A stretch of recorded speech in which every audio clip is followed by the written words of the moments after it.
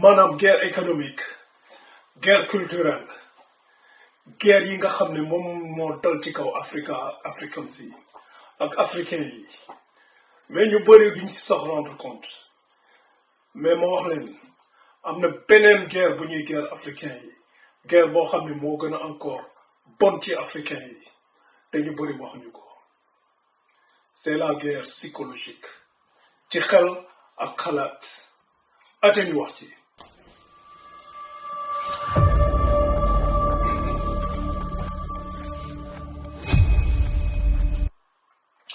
bienvenue dal leen ak jàmm ci xalaat ak xel Alpha One la tey dama ñëw pour wax leen que ne am na guerre beneen guerre boo xam ne kenn waxu ko mooy guerre psychologique bi am ci africains yi te c'est la guerre la plus dévastatrice guerre boobu moom moo gën a bon ci africains yi te ñu bëri rendre ñu si compte pourquoi parce que dafa am instrument yi ñu utiliser ci guerre boobu pour jot africains yi ndekki sax jotagul waxatuma ak añ dama ñëw rek pour xeex ak ignorance ak nu mën fu mënte nekk ci adduna bi ci africain yi ak ci Africa jàppale leen ma ci kaw tey boo xoolee division linguistique si dafa am lan mooy réalité bi ci Afrique la plus grande réalité mooy maanaam l'Afrique moom Afrique mooy continent bi nga xam ne moo gën a riche ci adduna bi mais aussi malheureusement moom moo ëpp pauvre ci adduna bi mais bien sûr pauvre ci xaalis boo xoolee tey Afrique division yi ci nekk mooy division linguistique si division linguistique donc xam nañu guerre culturelle bi lan la maanaam mooy minimiser lépp loo xam ne moom la africain yi am may moins de valeur jox moins de valeur lépp loo xam ne moom la africain yi am ci culture d'accord guerre économique xam nañ ne guerre financière la maanaam système xaalis boo xam ne xaalis bi amul benn valeur comme CFA mënoo ko wecceeku fenn ci adduna bi lu dul ci Afrique ci Sénégal donc xam nañu guerre yooyu ba pare mais am na beneen guerre boo xam ne sénégalais yi africains yi xamuñu ko comprendre duñ ko mooy bi li may wax guerre psychologique nag dafa am ay maanaam ay instruments yu bëri yoo xam ne moom la ñuy utiliser ci guerre psychologique loolu la ñuy xool tey guerre psychologique instrument wala jumtuwaay bi muy gën a utiliser mooy maanaam langue nag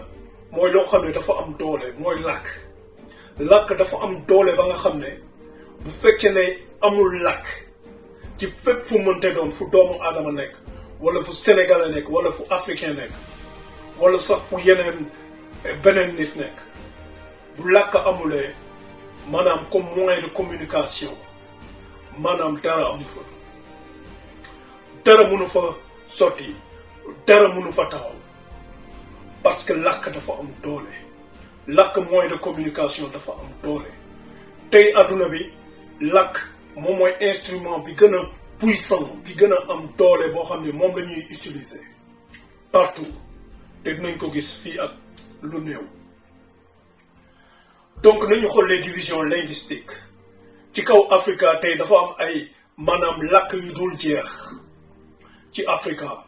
parce que dañoo am ay tribus dañoo am ay xeet bu nekk ak làkkam te xeet yooyu yëpp làkk yooyu amuñu doole lu tax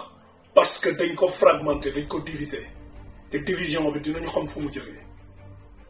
wante dafa am beneen làkk boo xam yeneen làkk yoo xam ne ñoo ñëw tey tegu ci kaw dialecte africain yi maanaam li ñuy wax français li ñuy wax anglais sénégalais yi français li ñuy utiliser li ñuy wax anglais gambien yi moom la ñuy utiliser ak yeneen dëkk ci Africa donc dañ ko diviser maanaam ci division linguistique yi li mu yóbbaale mooy maanaam comme territoire yi ñu diviser rek diviser pour mieux régner ok division yi nga xam ne moom la ñu créé woon ci conférence de Berlin en 1884 en même temps dafa yóbbaale maanaam dafa utiliser l'instrument linguistique wala instrument bi nga xam ne moom mooy làkk wala jumtuwaay bi nga xam ne moom mooy làkk donc làkk français yi làkk anglais yi làkk portugais yi làkk arabe yi làkk bien sûr que arabe bokkul ci conférence de Berlin mais dinañ ci waxaat parce que arabe moom dafa nekk loo xam ne c'est un peu moom tamit dafa am beneen côté bu mu jógee ci beneen angle boo xam ne moom la ñëwee ci africains yi ok pour maanaam subjuguer africains yi pour dominer africains yi pour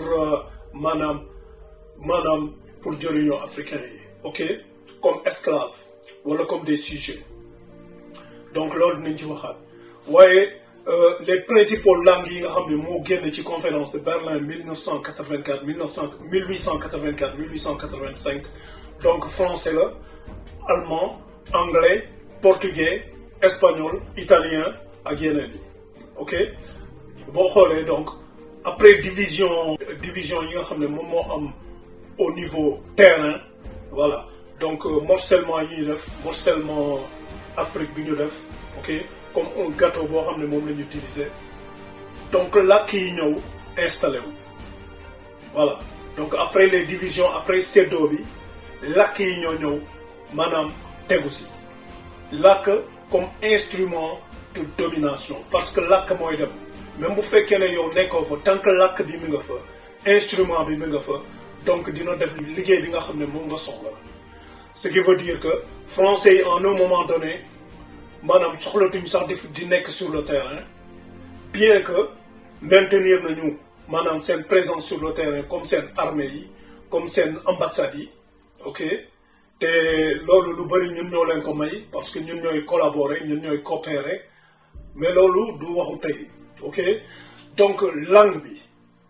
maanaam ça remonte à plus haut ça remonte à un passé très très très éloigné maanaam passé boo xam ne dafa sore pour ñi nga xam ne dañu gëm Bible boo xoolee am na benn verset ci Genèse 11:7 foofu yàlla mooy wax yàlla ak maanaam ñi nga xam ne ñoom ñoo koy jàppale loolu sax duma ci sore parce que même loolu beneen vidéo la laaj donc pour wax leen histoire bu ndaw benn histoire bu ndaw rek boo xam ne moom moo amoon ba maanaam division linguistique commencé mooy maanaam dafa am ñoo xam ne dañ doon créer mooy ñi nga xam ne maanaam moom la yàlla créé mooy nit ñi donc dañ dem ba commencé am doole foofu ci tey li ñuy wax Irak boobu Bab Ilion la tuddoon tey moom moo nekkaat Babylone donc dëkk yooyu nit ñi dañ demoon ba am doole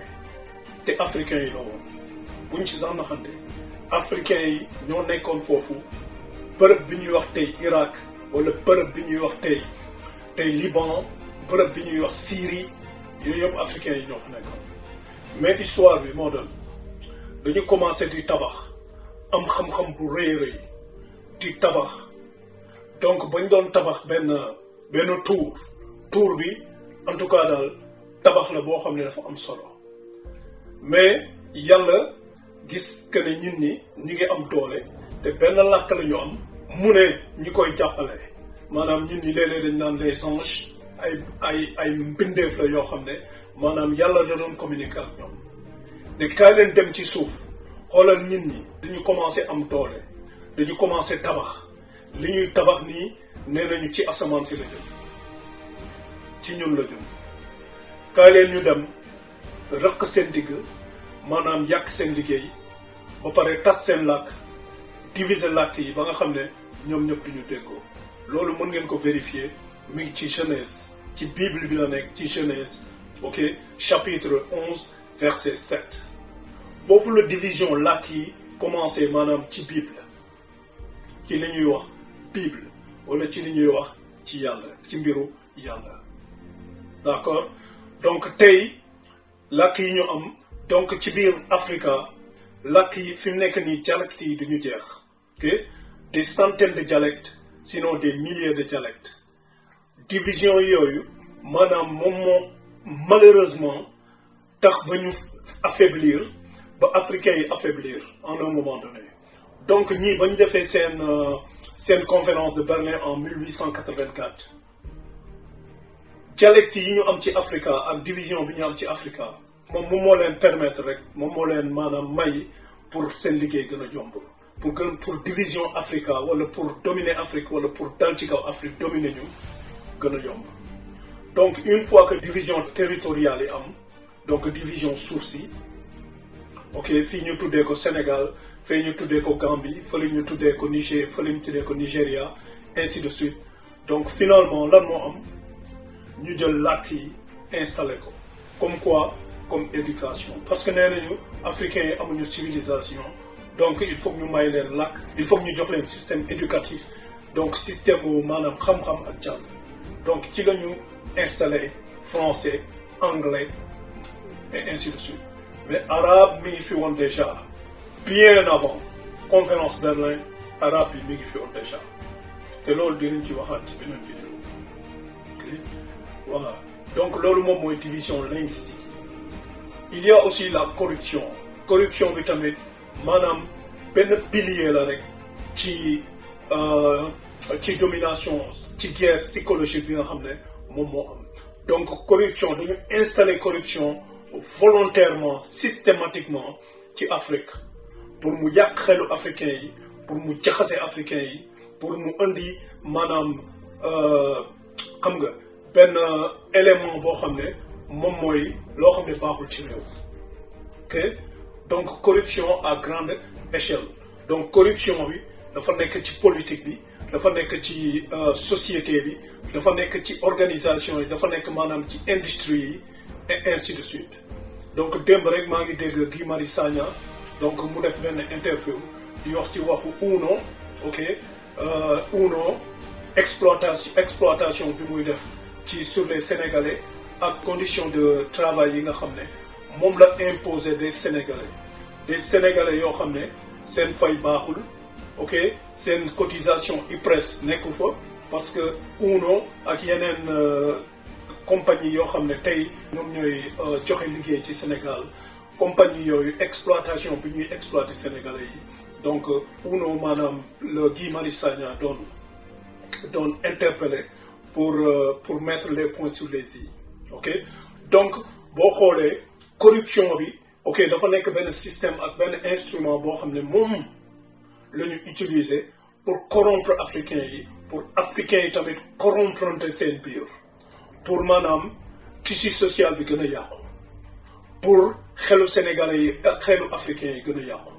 donc boo xoolee lan mooy instrument wala jumtuwaay bi ñuy utiliser pour corruption mën a installé wu ci Afrique pour corruption mën a installé wu ci Sénégal bien sûr la langue officielle en ce qui concerne le Sénégal langue officielle bi lan la bien entendu français Gambia langue officielle bi lan la anglais Mozambique langue officielle bi lan la portugais donc boo xoolee langue officielle yi ñuy jox yëpp ci la corruption yi di daw maanaam moom mooy essence bi pour corruption bi mën a am du leneen donc pour permettre corruption am ci Sénégal wala ci Afrique il fallait ces langues officielles yi nga xam ne moom la ñu instauré moom la ñu installé ci Afrique d'ailleurs boo xoolee langue africain yi amul benn làkk wala dialecte boo xam ne corruption am na mot corruption ci biir làkk yooyu wala ci biir dialecte yooyu les pays les plus corrompus ok les 5 pays Syrie Somalie Soudan du Sud Mozambique ak Venezuela nee nañu pays yooyu ñoo gën a am corruption ñoom la ñu gën a corrompre ci àdduna bi en 2023 donc du man maa ko wax Transparency International Transparence International moom moo ko wax ñi nga xam ne ñoom ñoo créé benn indice de perception de la corruption donc les pays les plus corrompus pays yooyu ñoom ñëpp li ñuy utiliser mooy làkk yi nga xam ne moom lañ leen imposer mu nekkaat mu nekkaat seen làkk officiel pour liggéey office mooy bureau rek ok mooy pour liggéey ak pour économie pour seen économie France jël 20e très corrompu ex aequo ak Royaume-Uni États-Unis 24e, corrompu, très corrompu. Arabie Saoudite 53e, très corrompu. Portugal 34e, un pays très corrompu. Sénégal 70e, un pays très corrompu. L'Union utilisée comme langue officielle le français. Donc ci français bi la corruption bi nekk français bi moom moo jur corruption yëpp ci yi gën a rëy boobu ci français lay jaar ci langue bi nga xam ne moom lañ ñu jox moom lañ ñu imposer comme langue de travail comme langue liggéey ok donc après loolu il y a donc la pauvreté bi nga xam ne moom la ñu instauré Afrique d'ailleurs ONU ci boppam wax nañ ko nee nañu pauvreté du loo xam ne c'est naturel man-made moo xam ne mooy nit moom moo ko créé c'est un système bu nit créé teg ko ci àdduna bi ñun ñi di pauvre loolu waxoon naa ci yeneen vidéo yi romb donc pauvreté warul am ci àdduna bi malheureusement dafa am ci àdduna bi te c'est rampant léegi àdduna bi mi ngi gën a am pauvreté te waxoon naa ko encore ci samay vidéo yi technologie boo xam ne c'est rampant technologie boo xam ne chaque jour mi ngi gën a am doole ci àdduna bi mais malheureusement il y a plus de pauvres ci àdduna bi technologie moo waroon régler problème bu pauvreté ci àdduna bi mais en 100 ans ba léegi réglé wu ko technologie réglé wul maanaam problème bu pauvreté tey en Amérique il y a des pauvres am na ñuy fanaan ci mbedd bi en UK maanaam Royaume-Uni am na ay pauvres yuy fanaan ci mbedd bi man teg naa ci bët ok Irlande am na ay pauvreté France am na ay pauvres yoo xam ne ñu ngi fanaan ci mbedd bi donc waxatuma Afrique bi nga xam ne pauvreté bi dañ ko imposer c'est un système boo xam ne moom lañ fa teg pour maanaam dafa mel ni rek usine boo xam ne day créer ay pauvres d'accord donc ONU Nations Unies bi nga xam ne moom moo nekk ci maanaam lépp loo xam ne mooy fonctionnement public mooy administration publique ci adduna bi dugal ci seen bët yi ak seen xel nee nañu les 5 pays les plus pauvres ci adduna bi Yémen la Niger Soudan Somalie ak Venezuela donc nee nañu en 2023 yooyu pays ñoo gën a pauvre ci adduna bi mais pays yooyu lan mooy seen langue officielle lan la ñuy utiliser encore une fois soit ñu ngi utiliser français en ce qui concerne Niger soit ñu ngi utiliser arabe en ce qui concerne Sud-Soudan soit ñu ngi utiliser portugais en ce qui concerne Mozambique soit ñu ngi utiliser français soit ñu ngi utiliser anglais soit ñu ngi utiliser portugais soit ñu ngi utiliser arabe comme langue officielle ci seen dëkk yi. Donc ce sont les pays les plus pauvres dans le monde les pays les plus pauvres mooy dëkk yi nga xam ne ñoo gën a pauvre ci àdduna bi ñu ngi utiliser comme langue officielle comme langue liggéey langue de travail langue yi nga xam ne moom la ñu jox fii. beneen instrument bi ci biir guerre psychologique bi nga xam ne moom la ñuy guerre ci Sénégal ak ci Africa mooy propagande moo gën a bon tamit moom ci yi gën a bon la bokk ci instrument de guerre yi gën a bon la ko bokk yi nga xam ne moom la ñuy guerre Africa propagande nañu xool lan la ñuy wax ci propagande ok nee nañ qu'est-ce que la propagande peut être décrite comme des pensées des idées des allégations ou des faits diffusés délibérément pour faire avancer sa propre cause ou dans l'intention de causer du tort à une cause adverse. La propagande est généralement comprise comme impliquant tout média qui suscite une réaction émotionnelle illicite face aux pensées ou aux opinions d'une personne. Il s'agit d'une forme de communication biaisée qui s'exprime à travers des formes d'art qui ne représentent pas toujours clairement un ensemble de pensées. Moyen de susciter clairement les émotions d'une population et de susciter une opinion unilatérale, la propagande a été un outil permanent aux puissants de convaincre et de pousser les moins puissants vers un objectif. Voilà. Donc propagande mi ngi daw ci média yi mi ngi daw ci télé mi ngi daw ci publicité yi mi ngi daw ci internet tey mi ngi daw ci internet bi ok mi ngi daw ci cinéma yi mi ngi ci livre yi ñuy jox mi ngi ci éducation bi système éducation bi nga xam ne moom la ñu jox les colonisés d'accord donc propagande ci politique bi lay gën a daw ok ci système politique yi nga xam ne moom la ñu jox africains yi ok nañu xool quelques exemples de propagande ok koo xam ne mi ngi tudd Ian Smith à ceux qui disent des choses désobligeantes à propos du colonialisme, je dirais que le colonialisme est une chose merveilleuse. Il a propagé la civilisation en Afrique. Avant cela, il n'avait pas de langue écrite, pas de roue telle que nous la connaissons, pas d'école, pas d'hôpitaux, pas même des vêtements normaux. Donc, Ian Smith, tubaab la, ok moom moo nekkoon premier ministre Zimbabwe li ñuy wax Rhodésie temps boobu Rhodésie lañ ko doon wax en 1965 donc propagande ak fen ak confusion. keneen ki Thomas F. Dixon Jr. mu ne depuis l'aube de l'histoire le nègre est propriétaire du continent africain, riche au-delà du rêve de l'imagination du poète, croquant des hectares de diamants sous ses pieds noirs et nus. Pourtant, il n'en a jamais ramassé un seul dans la poussière jusqu'à ce qu'un homme blanc lui montre sa lumière scintillante. Il vivait comme ses pères, il volait sa nourriture, faisait travailler sa femme, vendait ses enfants, mangeait son frère, se contentant de boire, de chanter, de danser et de faire du sport comme le singe. Donc des propos yoo xam ne propagande la, c'est raciste te surtout ay fen la donc pour dugal ci xelu africain yi maanaam confusion. Donc Thomas Frederick Dixon c'était un pasteur la woon baptiste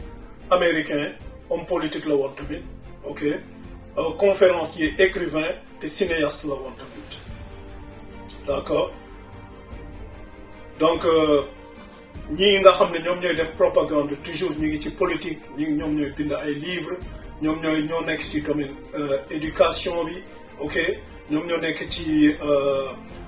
policy des affaires étrangères ok politique des affaires étrangères et ainsi de suite. Kii mi ngi tudd Alain Dabre c'était un français auteur la français en 1933. mu ne les dialectes africains ne sont pas des langues de civilisation. Les dialectes africains ne sont pas des langues de civilisation. Encore une fois de plus ay fen propagande. Prochain bi keneen ki mi ngi tudd James Watson yi ay exemple rek la mu ne je suis fondamentalement sombre quant aux perspectives de l'Afrique parce que toutes nos politiques sociales sont basées sur le fait que leur intelligence mooy africain yi est la même que la nôtre alors que tous les tests disent que ce n'est pas vraiment le cas ok kii scientifique la ok c'était un biologiste moléculaire généticien et zoologiste américain né le 6 avril 1928 encore une fois de plus science boo xam ne dañ ko utiliser pour propagande pour yàq xelu africain yi pour fen pour semer confusion. ok keneen ki George Hegel ñu bëri xam nañ ko parce que il est très célèbre ok philosophe la woon philosophe allemand te amoon na influence bu bëri ci 18e siècle dans le 18e siècle d'accord mu ne à ce stade nous quittons l'Afrique pour ne plus en parler car ce n'est pas une partie historique du monde. Elle n'a aucun mouvement ou développement à montrer. Ce que nous comprenons correctement par l'Afrique, c'est l'esprit non historique et non développé, encore impliqué dans les conditions de la simple nature et qui devait être présenté ici uniquement comme au seuil de l'histoire du monde. Encore une fois de plus, koo xam ne c'était un philosophe, ok, un influent, une personnalité influente, politique, encore wax loo xam ne du dëgg donc des mensonges encore de la propagande pour yàq xel yi en fait maa ngi leen di xamal propagande bi non seulement ci africains yi la ñuy viser mais aussi dañ koy xamal adduna bi yëpp maanaam def ko ci seen journaux internationaux yi def ko ci seen news yi maanaam seen info international seen information yi seen journaux internationaux yi seen télévision yi nga xam ne c'est des télévisions globales ci yooyu lañ koy def pour maanaam propager pour jàllale seen propagande yi seen fen yi ak seen confusion yi d'accord léegi ñu ñëw ci li nga xam ne moom c'est un peu plus moderne ok yéen a ngi fàttaliku lii maanaam Sarkozy waxoon ok Sarkozy bi nga xam ne c'était un président français d'accord li mu waxoon en 2017 le 27 juillet 2017 ba mu ñëwee Sénégal am discours ok à l'université Cheikh Anta Diop déglu leen li mu wax yéen a ngi fàttaliku ñi nga xam ne ñi ngi teye woon discours bi wala ñi ngi doon déglu discours bi mu ne maanaam la tragédie de l'Afrique c'est que l'Africain n'est pas pleinement entré dans l'histoire. Ils ne se sont jamais vraiment lancés dans le futur. te loolu yëpp ay fen la donc une autre propagande boo xam ne c'est un président français moom moo ko wax ci kanamu africain yi comme une insulte d'accord ok ki nga xam ne mooy Macron ok ba conférence G20 amoon ok en 2017 le 10 juillet 2017 lan la wax foofu mu ne africaines yi maanaam suñuy jigéen ñi maanaam dañuy am doom yu bëri yu ëpp kii déjà waxul waxu góor ñi moom bokk ñi si dafa mel ni jigéen rek moom mooy am doom quoi góor bokk ci wala du góor ak jigéen ñoom ñooy am ay doom donc nee na suñu africaines yi 7 à 8 enfants la ñuy am te loolu c'est un problème civilisationnel dégg ngeen li mu wax un problème civilisationnel donc mooy loolu mooy ñun civilisé wuñu quoi bu ñu amee ay doom yu bëri donc nous ne sommes pas civilisés ay fen donc propagande encore ay fen ay confusion ci xelu africain yi un problème psychologique une guerre psychologique jàppale leen ma ci kaw ndekki sax jotagul waxatuma ak añ dama ñëw pour xeex ignorance dans toutes ses formes gaynde yi laa ñëw pour yee baaxaar ñi honnête ak ñi sincère dañuy ñeme dëgg tiitalu leen ragaluñu dëgg gaynde yi laa yeewuma xarit yéen a ngi fàttali ko président Donald Trump li mu waxoon en 2018 sur la face des Africains ci kanamu africain ci kanamu àdduna bi yëpp ok fële ci Washington mu ne Haïti ak yenn pays africains yi maanaam pays de merde la loolu mën ngeen ko vérifier durant une réunion avec un groupe biparti de sénateurs ci Maison Blanche Donald Trump moo ko wax encore une fois propagande fen ak confusion ok à la face du monde emul foofu rek parce que même boo xoolee ci yenn livre yi ñuy jëfandikoo maanaam li ñuy wax livre saint même foofu am na ay propagande am na ay propos wala am na ay wax yoo xam ne maanaam day yàq africain day tuutil africain day sewal africain ñu xool ci quelques exemples ok boo xoolee am na ci Genèse chapitre 9 18 27 de 18 chapitre 9 de verset 18 à 27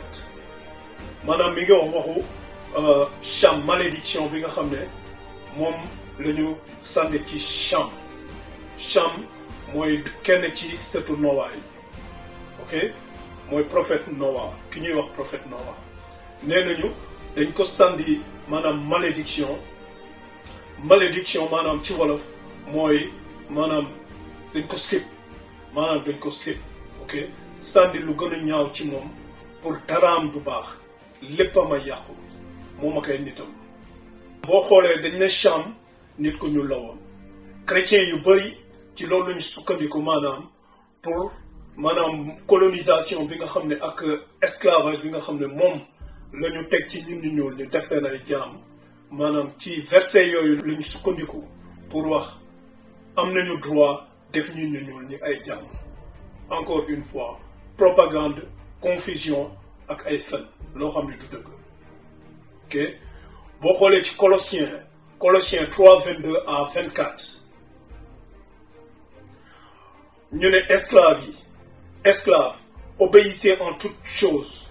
à vos maîtres terrestres non pas sous les yeux pour plaire au peuple mais avec sincérité de cœur dans la crainte du Seigneur. Esclaves, obéissez à vos maîtres terrestres dans tout ce que vous faites. Essayez de leur plaire tout le temps, pas seulement lorsqu'ils vous regardent. Donc loolu ci Colossiens chapitre 3 22 ba 24. ñun ñëpp xam nañ ne que tey am na dëkk yu bëri yoo xam ne am nañu ay jaam comme ay Soudan comme Mauritanie am na koo xam ne mi ngi tudd Biram Abeid moom moo doon xeexal ñi nga xam ne ñoom la ñu jàpp comme ay esclaves ci Mauritanie te ñoom ñëpp ay nit yu ñuul lañu. tey donc boo xoolee fépp fu am esclave nit ku ñuul la te loolu fi mu jógee dafa sori parce que ci livre yi am na ay interprétation yu bëri ak ci xadis yi ak ci verset bible yi foo xam ne maanaam esclavage dañ ko permettre surtout esclavage nit ku ñuul. boo xoolee par exemple chapitre 33 de verset 50 ci Coran foofu maanaam dañ ne prophète bi dañ ko jox permission pour mu am ay esclaves yoo xam ne ay jigéen lañu donc loolu mën ngeen ko xool ci verset 33 50 ci Coran. ok am na yeneen xadis yu bëri aussi maa ngi leen fii bàyyil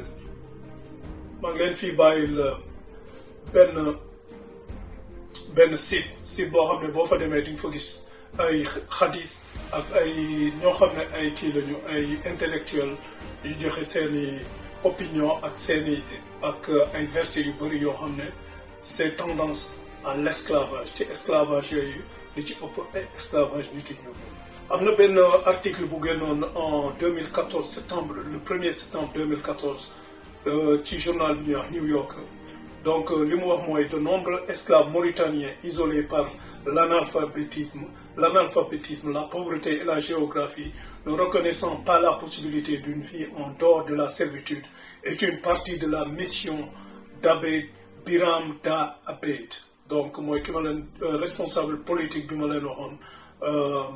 koo xam ne day xeexal maanaam esclaves yi ci Mauritanie. ok donc Biram Da Abeid est de les sensibiliser.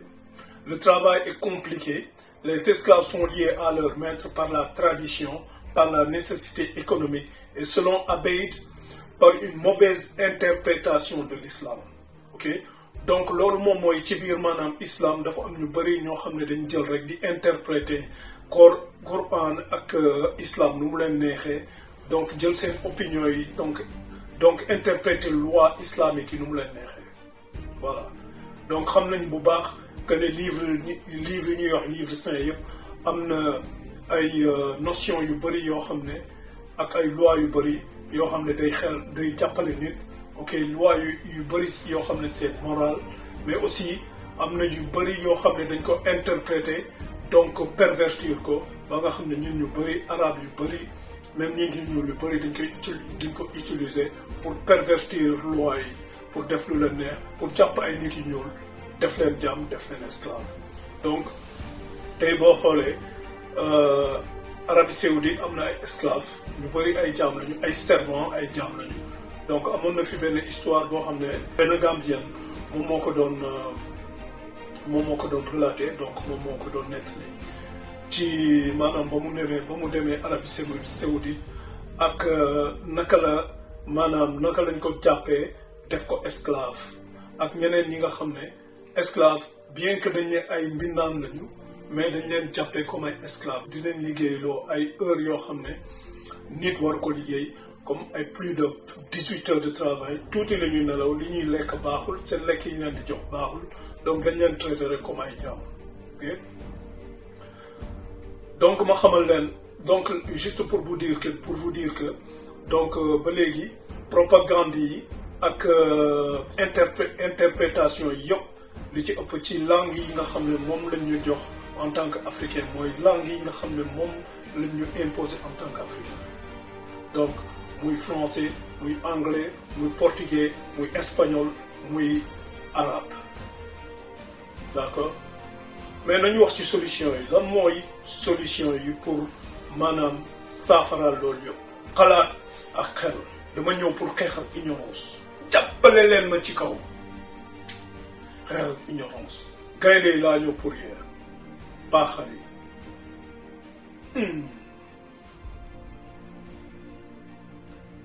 ndekki sax jotagul waxatuma gañ donc naka la ñuy def pour saafaral loolu pour saafaral maanaam guerre psychologique bi nga xam ne moom moo am ci africain yi waxuñu sax waxu racisme moom waxatuñ ko sax bàyyi nañ ko parce que dafa nekk loo xam ne c'est tellement endémique c'est tellement cancéreux que sax waxatuñ ci guerre économique bi xam nañ ko guerre culturelle bi xam nañ ko mais guerre psychologique bi nga xam ne moom tey la présenté lan mooy saafara si donc nañu jël piliers yi donc division linguistique yi il faut que Africa jóg ci benn langue boo xam ne c'est une langue africaine def ko langue officielle ci Afrique dans une Afrique fédérée dans une Afrique unie te langue boobu langue bi gën a jege tey moom mooy Amharique moo gën a jege ci langue yi moo gën a jekk wala moo gën a tey moom moo gën a taxaw pour loo xam ne mën nañ koy utiliser parce que déjà am nañu script boo xam ne ñu ngi koy oowee GIS d'accord ok donc langue boobu daal moom moo fi sës moom moo fi taxaw pour le moment boo xam ne mën nañ ko enseigner partout en Afrique ci benn Afrique boo xam ne c'est fédéré Afrique boo xam ne c'est uni d'accord pour maanaam am làkk boo xam ne moom la ñuy respecter moom la ñuy bindee moom la ñuy communiquer officiellement ok en ce qui concerne la corruption globale la corruption boo xam ne c'est endémique c'est épidémique ci Afrique ci Sénégal ak ci Afrique loolu il faut ñu créer ay loi yoo xam ne c'est des lois fédérales loi yoo xam ne ça s'applique à tout le monde ok il faut ñu créer benn système monétaire boo xam ne moom moo gën a juste système économique boo xam ne moo gën a juste nga xam ne corruption mënatul am tant que ay loi ñi ngi foofu yoo xam ne ci loi yooyu la ñuy sukkandiku pour maanaam dawal lu jóg jëlee fa corruption en ce qui concerne pauvreté encore fii système monétaire bi la ñu war a jubbanti soit dañuy créer xaalis bu bees basé ko ci or maanaam nga xam ne or ci or lay sukkandiku comme ni ko Zimbabwe di def tey ok comme ni ñu ko doon defee avant wala ñu utiliser monnaie digitale boo xam ne africains yi ci la ñuy sukkandiku donc ci technologie pour créer monnaie boo xam ne c'est digital mais c'est propre aux Africains dans une Afrique fédérée. Donc en ce qui concerne la guerre psychologique boo xam ne pour contrecarrer guerre psychologique boobu il faut que ñu créer un système yu bees il faut que ñu commencer jël mentalité boo xam ne mentalité bu bees la boo xam ne maanaam mooy fonk sa bopp fonk sa civilisation lépp loo xam ne contribution la boo xam ne africain bi moom moo ko indi fii ci adduna bi parce que africain bi moo njëkk indi civilisation fii ci adduna bi ñeneen ñëpp topp ci donc que ce soit les Grecs que ce soit les Romains que ce soit les Français les royaumes britanniques ak empire bi nga xam ne tey moom mooy empire bii di dawal lépp ci adduna bi mooy empire américain. Système politique bi nga xam ne tey mooy système mu parti yi amuloon au temps des Grecs amuloon au temps des anciens africains ñi ñuy wax les Kémites wala ñi ñuy wax les Nétiru wala ñi ñuy wax Nihisi wala ñi ñuy wax Kémet ñooñu ñëpp foofu amuloon ay parti politique même en Grèce ancienne amul woon parti politique seen yàlla la ñu amoon seen i yàlla seen ay déité la ñu amoon bien que foofu la affaire démocratie commencé parce que démocratie mooy pouvoir du peuple bien que foofu la commencé mais amuloon sax ay parti politique mi ngi commencé par les Américains au XVIIIe siècle fédéralistes yi ak républicains yi foofu la jógee après loolu britannique yi jël ok commence créer loo xam ne moom mooy conservatif parti conservatif ak les démocrates d'accord foofu la jógee adduna bi yëpp après topp ci affaire démocratie parti politique mais loolu yëpp ay kii la rek ay confusion la ok ay illusion la yoo xam ne ko fa teg rek pour maanaam contrôler ak diriger adduna bi donc c'est des systèmes politiques yoo xam ne dañ ko fi teg pour un but c'est de contrôler et de régner donc africains yi dañu am pour redéfinir tout créer un système yu bees système économique système financier système éducatif yooyu yëpp il faut que ñu redéfinir ko tant que redéfinir uñ ko am suñu làkku bopp ok am une langue officielle africaine am un dictionnaire africain wala un définitionnaire africain boo xam ne moom mooy maanaam capturer essentiel maanaam culture africaine ak langue africaine ak signification des mots tant que amuñu un calendrier boo xam ne moom mooy mesurer les événements moom mooy mesurer les événements journaliers les événements mensuels les événements annuels donc duñu dem fenn yooyu yëpp il faut que ñu mettre ko en place donc un système boo xam ne day am une langue officielle africaine un système boo xam ne day am un définitionnaire africain un système boo xam ne day am un calendrier africain yooyu yëpp il faut mu taxaw parce que boo xoolee les cinq membres permanents du Conseil de sécurité Nations Unies ñan la United States Royaume-Uni France Russie ak Chine ñoom ñëpp am nañu calendrier am nañu langue officielle te seen culture la seen langue maternelle am nañu un calendrier seen calendrier am nañu un dictionnaire wala un définitionnaire donc yooyu yëpp amul benn dëkk africain bu ko am ok bu ko gën a jege rek mooy Éthiopie ok te Éthiopie rek mooy dëkk africain boo xam ne kenn colonisé wu ko donc il faut que yooyu yëpp ñu taxawal ko en Afrique pour am liberté totale liberté bi nga xam ne moom la ñu soxla en même temps pour le respect des Africains pour ñu mën a respecter Africains yi partout globalement donc pour jeexal ennemis africains yi li ñu comprendre mooy que ne boo diviser pour mieux régner